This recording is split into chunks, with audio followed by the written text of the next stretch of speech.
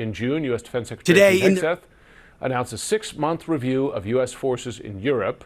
One U.S. think tank says there is an opportunity there for Europe. The German Marshall Fund says the transition from a U.S. to a Europe-led security order is no longer theoretical, it's underway. The Trump administration's announced reduction in American military capabilities in Europe and the undertaking of a broader force review marks the first step in a structural burden-sharing shift that no successor is likely to reverse. Whether that shift opens a window of opportunity or of vulnerability depends on the speed and sustainability of Europe's response and on Washington's view of a stronger European industrial base as an asset or competitive threat. The author of that article joins me now, Alexandra Scheffer, president of the German Marshall Fund of the United States. Good to have you here. Thank you for having me. So you say, you've been very clear, you do not believe the Trump administration will go so far as to withdraw the U.S. from NATO. But when you listen to the comments, yet again, as President goes to this NATO summit, he derides Europe for not spending enough on defense. He derides Europe for not joining his war with Iran. And he also speaks in disparaging terms. And he's reducing forces. And he's often raised questions, it seems, about the U.S. desire to defend Europe if it were to be attacked. So given all of that, why do you maintain that confidence?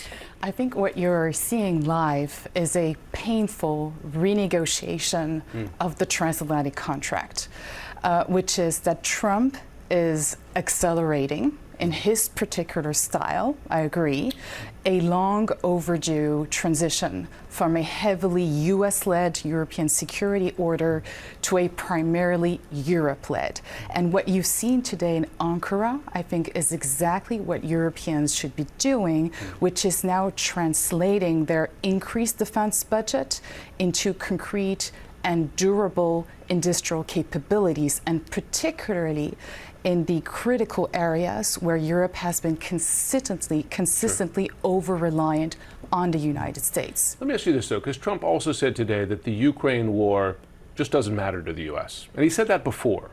Now, as you know, Europe sees it quite differently. They see this as a foreign power attempting to redraw the borders of Europe by force. I don't have to tell you the recent history of Europe when powers attempted to redraw the borders of Europe by force.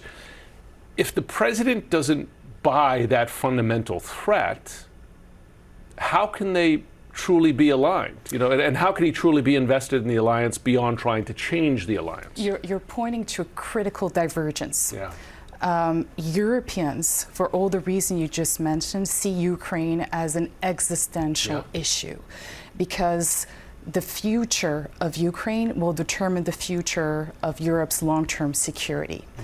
That's long-term stability. On the Washington side and Trump administration side, they're looking for an exit. And they're looking for a quick deal. But by the way, this deal cannot come quickly. And that's something that the Trump administration had to process over these past 18 months. However, what I see now as we are talking and as allies are meeting in Ankara is a huge opportunity for Americans and Europeans to lean in much more and harder and support Ukraine, because the winds are turning and they're turning in favor of Ukraine.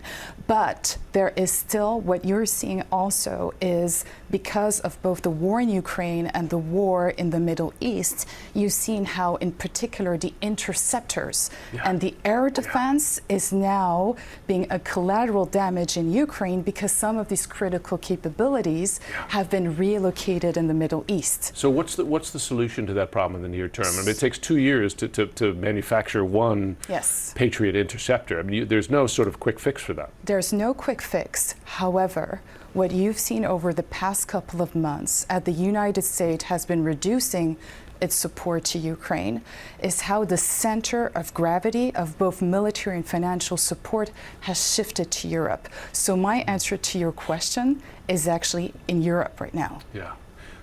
The question about Europe, listen, it's you don't even have to be an American preaching to Europe about this, because I hear this from European officials saying we waited too long, right, to build our own defense, to spend more on defense, to fill all these gaps.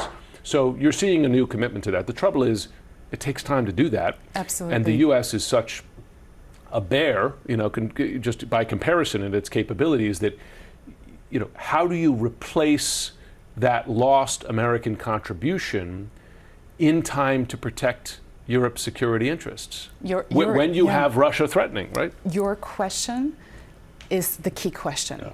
It's the timeline question. It's the tempo question. And what Europe needs to do right now is actually manage the immediate short-term urgency of continuing to support Ukraine while still being heavily over-reliant on the U.S. defense industry.